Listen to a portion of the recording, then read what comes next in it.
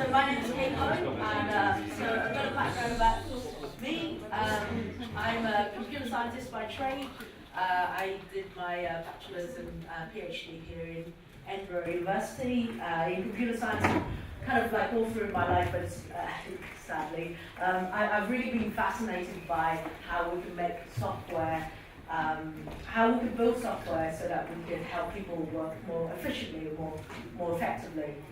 About 4.5 years ago, I started a software agency called Phase 3. I'm not really going to go too much about it, but like our aim, kind of raison d'etre, is to like get great user experiences, marry it with like the latest technologies to make something that like makes people go, whoa, that's awesome. About 2 years ago, we actually spun out an educational games brand called Tiger Face Games, of which our video showed one of our games, which is called Cosmic Reactor. And with Tiger Face, we kind of have this focus around making educational games where you could get 2 or more kids around the same iPad, and we essentially get people to play and play together. So a common thing for us is like parents who really care about their kids' education, but don't know how to get them to do their timetables or their spelling without making it look like a real chore for them. So this is a real way for them to engage. So yeah, so that's what we do at Tigerface. Okay, so the theme of tonight, as I understand it, is the role of the creative producer in collaborative projects. So when Janine first asked me to speak, I was just like, well, I'm not quite sure what a creative producer is. I've never really identified myself as one. But I spoke to my friend Erin McGuire, for those of you who know her, and she says, well, a creative producer, Kate, is someone who holds ideas, like gathers resources, makes it happen, and maximizes the cultural and commercial return on investment. So we're in the pub, so I had to write that down. So I think I do that, and I'm going to tell you about 3 projects that I think is quite interesting, where I've kind of held either that role or kind of been responsible for that role. So the first one's about Edwin Morgan's Stop Hill.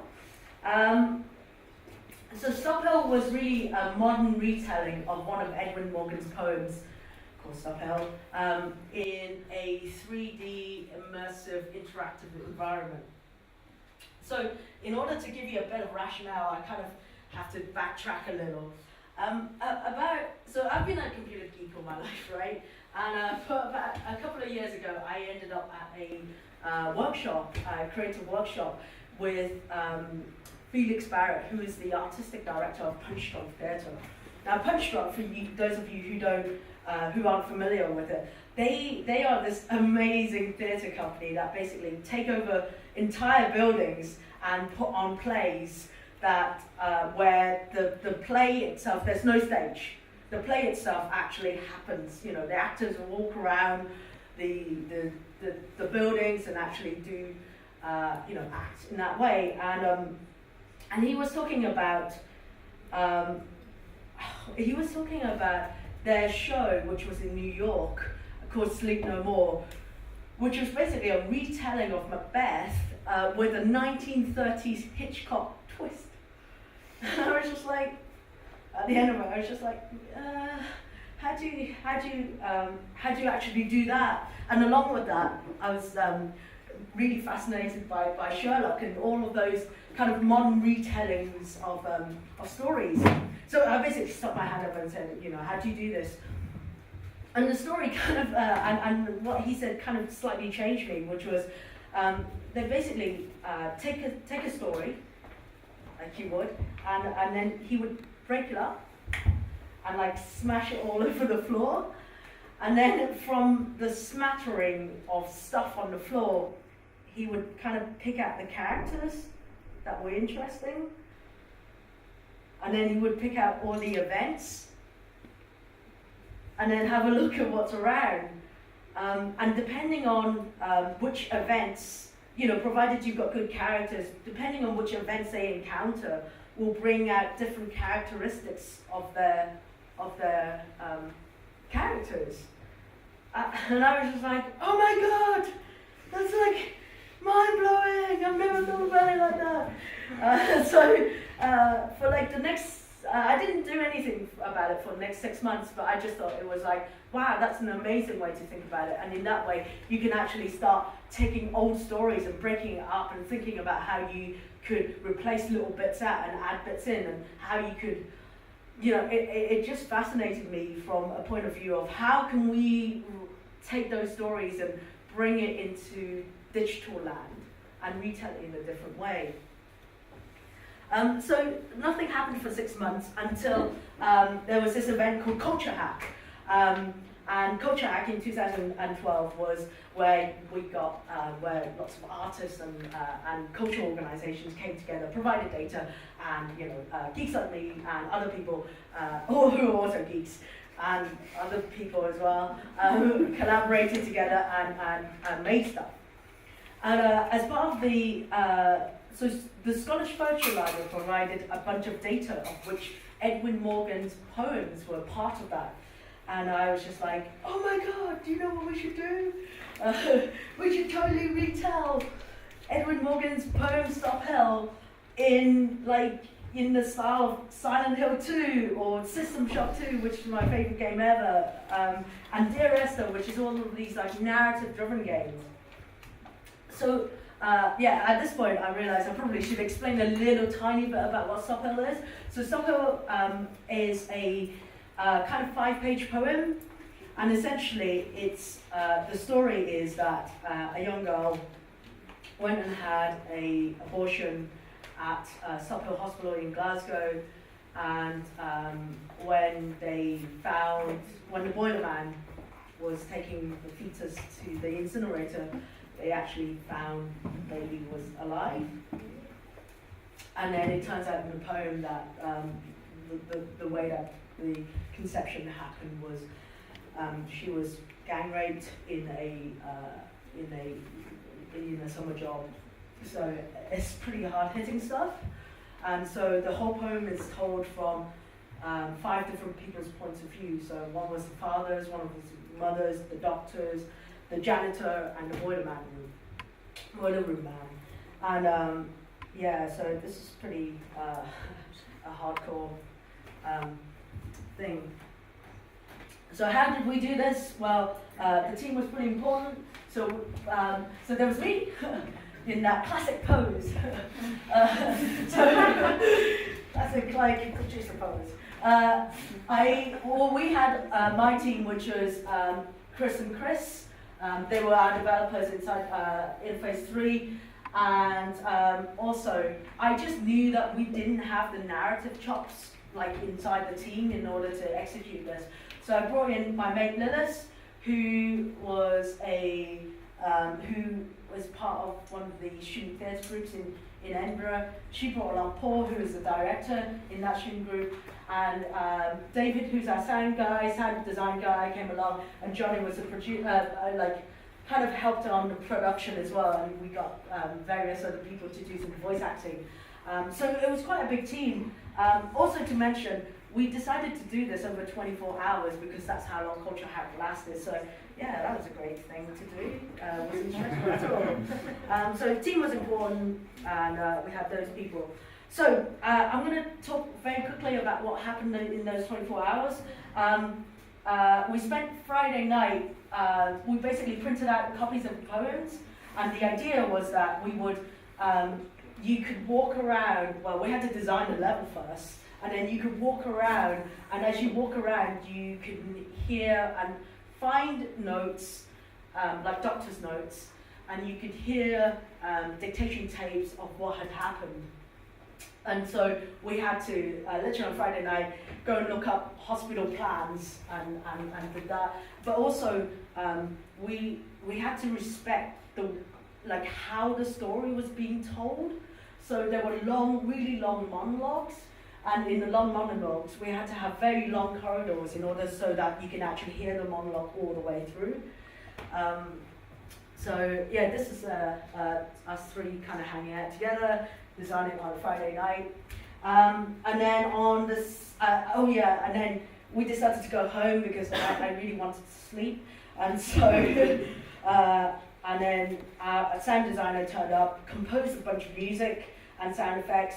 Saturday morning came, the developers who ended up, we ended up with this plan, and the developers got to work, and I ended up switching away from working with the theatre guys into working with my team, and we kind of made out the levels, and then the sound team kind of went and did the voiceovers, and on Saturday afternoon we tried to put everything together.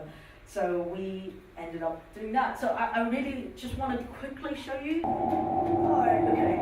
So this was outside the hospital. There was a whole bunch of stuff that we wanted to do. Yeah, so we did this in 24 hours, right? So don't be too unimpressive. So you go into the hospital. So immediately the idea is that it's a Stop Hill has been abandoned, and as you walk around, tapes trigger. I have no idea you were it. I took a summer job in a hotel in Thailand. There was a party, I got drunk, must have come instead. But I remember And sound effects were dropped around so that you can actually, so that they were triggered as you walk by them to add that kind of dramatic effect to it. I'll just do a little bit more. This is on this is only as a video, but this is all getting thing.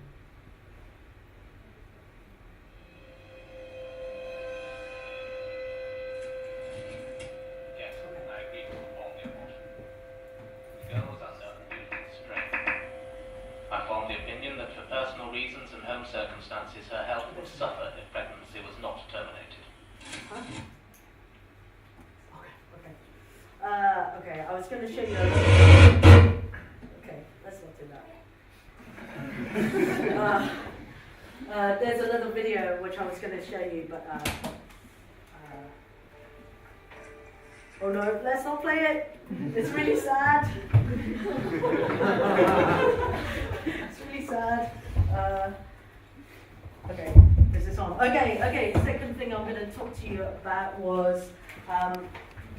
I ended up, so lessons learned. So I think for me, the biggest lesson learned was when I was working with the theatre guys was that they just have a completely different vocabulary than what we do. So in theatre land, doing development is like doing idea development, so they like work out what the thing actually is. But in software land, of course, software development means like you actually go and build things, right? So they're completely different things.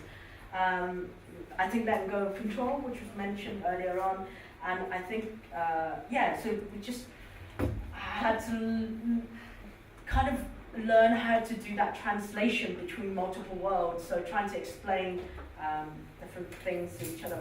Anyway, I don't have time, so go. Okay. So the second thing that I did was, second project I'm going to talk about is, I was geek in residence at the National Theatre of Scotland earlier on last year.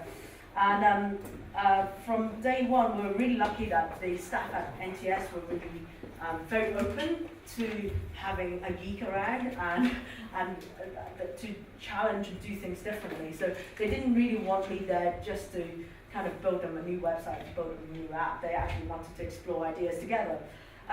But here lies the difficulty in collaboration. They kind of went, we want to collaborate together, we see the opportunity, but actually look at this like massive list of stuff that we have on at the moment. We want to do something different, but we don't quite know how to fit you in, and which is fair enough. So so I went away to try and figure out how I could fit in, and how to kind of help them to explore and think about the different ways that we could use digital to have storytelling. So the way that I did it was, I basically said, all right, well, obviously I can't we obviously won't be able to do a new piece of work, but what we could do is maybe tell them about all the latest cool stuff that is happening in digital. So I did 4 90-minute sessions where I basically took like the latest, coolest technology around. So the Oculus Rift, which is like a 3D virtual reality headset.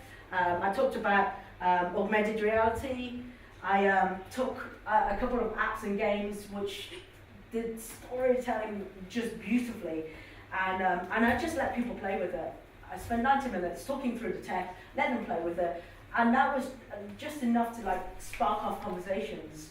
And for me, like the big disclaimer was, you might never use any of this stuff in the next 3 months or 6 months or even 12 months, but some point in your creative journey, there will be something which makes you think of this. And when that happens, you should use this. So that's my brief to them. And they really loved it. And someone, lovely Andy Young, wrote a blog post about this process as well, because he then took this process and applied it in other places. The result of which was this. This is one of the plays that NTS was putting on, and it became apparently the world's first interactive play text where they had embedded augmented reality in it. It's really cool. Okay, the second part of the residency was that I had to, I wanted to meet with various playwrights who were developing their ideas. And so then I could, we could just brainstorm and explore. And for me, the biggest learning from that was that I think a lot of the time, digital experts, people go in as digital experts. So they, theatre makers or poets, because I repeated this session at the Scottish Poetry Library, kind of assume this kind of apprentice role where, here's a digital expert coming to talk to you. And I remember talking to one of the playwrights, and she told me about her play, and she was clearly quite agitated and apprehensive. And then I sat there and she said, well, can you tell me about you? And I said, sure, I'm happy to tell you about me. But before I start, can I just say that, there are things that you can do that I can't do. So I'm here as much as an equal to learn from you as it is for you to learn from me.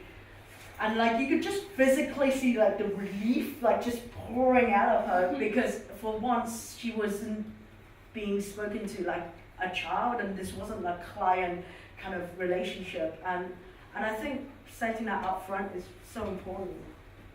Okay, so last project I'm going to talk to you about is called Project Ginsberg. This is a complete shift of gear in that it's not, it's a creative project of a different kind. So Project Ginsberg is a Scottish Government project that I'm involved in, and it's really about helping people to be happier by getting a better understanding of their mood and their environment. So we bring together lots of people. So we have a team of designers and developers, but we also have to work with psychologists and psychiatrists, and also artists through the latest OLW fund by New Media Scotland. So at its core, what we're trying to do is, didn't realise this. Let's put those in. Okay, so the idea is that we try and take your mood. So we get you to track your mood, and we try and understand through different aspects of your life, whether that's calorie data, so like your food, your exercise, and your sleep really affect your mood. And we basically take all of that data and put it in a special magical engine, which then helps you make connections about various aspects of your life, and try and help you understand what affects you. The clever thing that we're doing with this, which isn't normal in the public sector environment, is that in the public sector, for example, the NHS, they basically tell you what you should be doing, and they basically tell you that you should come to our website and do things on our website. And actually, we went, people don't act like that. People use things like Runkeeper to track their runs already. They use MyFitnessPal to keep track of food, or they use sleep trackers that are readily available for 69p on the App Store. And instead of trying to build our own, what we should do is actually go and get, if you've got data in these places, including Facebook and Twitter, we basically pull all of that data and make sense of that for you, like out of the box. So there you go. Hey. And another aspect is, it's really funny because I never realised that the two really important things that makes Scotland slightly unique is actually alcohol and sunlight. So we really have to account for that. Okay, so I can't tell you, there's so many things to tell you about Project Ginsberg, but the most important thing is around collaboration. So we develop in the open, and what does this mean? If you go to this website, you can, well, you can't hardly see it, but we basically put all of our development roadmap out there for the world to see. So you can see what we're working on right here, right now, this week, next week, and the week after. And the other aspect is, this allows for voting as well, so there's a bunch of features. If people want them, they could vote for them, and we will, vote them. We are, oh yeah, okay, so you can see our task list. Don't worry, I'm nearly done. We've basically made our code available on GitHub. So we've had a number of developers who turned around and said, I really believe in what you're doing, I want to help. And we've basically went, yep, no problem, if you've got the skills, we'll give you access to our code so you can contribute as well. Second thing that we do is we work in a very lean startup way, which means that, again, very different from public sector projects. So we build something which we think is the minimum viable product, which is something that solves your problem in the crappiest way ever, but using cheaply and as quickly as ever, and we get feedback. So I'll give you an example of what we did, which was in our first iteration. What happened was you would get presented, like, this is a product that's available somewhere else. People will kind of see this data and they go, oh, right, all these steps and all of this, all of these floors and all, this is my sleep. I don't understand what this means, right? And I look at it, and I'm a computer scientist, I have no clue what this tells me. So we were like, oh, right, this is what we should do. We should go completely the other way. We should just tell people, instead of raw data, just tell people aggregated data. So we built this, which basically kind of like tells you insights that we've noticed about you, and like from statistical correlations about your data. And also things like this, where you basically look at we give you your average bedtime compared to what happened to you recently. So that's quite normal for you. And we tell you what you are in relation to the world as well. So we did this, and we built this in about 3-4 months. Released it out to 11 early alpha testers who came back and went, I kind of like it, but not really, because I don't understand where you got this from. Where did you get this average? I'm like, oh, but I thought you didn't like raw data. Then we've just kind of gone through a massive pivot where we're trying to merge those two things together. And anyway, the point of that massive story was that just by the fact that we've now learned so much in the space of 5 or 6 months in a public sector project that that would normally take 6 months to even write the documentation for version 1, right? Okay, I'm going to be quick before Janine nearly kicks me out. We've held a number of hack days as well to encourage people to spread the word, both internal and external. We've been very open about our ideas, so we kind of release these mock-ups and constantly ask people about our ideas. We also worked with the university, so this is Edinburgh University had a hack week for their students, which we went in and explained Ginsberg and got people to work on. We did the same with Glasgow Cali last year. Okay, so this last slide, promise. So why do we want to do this, right? I mean, we're a public sector project, and bizarrely enough, I didn't realise that public sector projects, you could be as crap as you like and still get funded at the end of it, because people don't shut it down. Apparently, that's a thing. Did not realise this. which concerns me about my taxonomy. But anyway, so I think one of the things that was really key to us is that when we started this project and when we started talking to people like came up and told us about either their mental health issues or like families and friends, and then you kind of begin to see that this is an issue that affects everyone, right? You know, everyone feels a bit burnt out and a bit stressed and a bit lonely at some point in their life, and if you don't, then you're a bit weird. Like, and so for us, who are we to hold the idea? We have to let that open for other people to invite other people to make Ginsberg theirs, right? It's not our idea to hold. And also we know that we have to grow this ecosystem of the number of apps and tools available for people with around this idea of, you know, using technology to make people happy. And so I'll finish with this, which is, you know, we've been very open with our development, we've been very collaborative, and we've been very, very lucky in that other people have come on board and helped, you know, and made it their own. And for a long while, we were a little bit scared that people in the public sector would see this and go, oh, we should totally have a hack weekend, because like that's a thing to do, that we could make loads of people work for us for free. And we were really scared about that. And I think one of the things for us is to say that in order to make something like that happen, you really have to have a cause which is wide enough and that matters so much for people on a very personal level that no one else is addressing in the same way. And we sort of think Ginsberg is that, so that's me.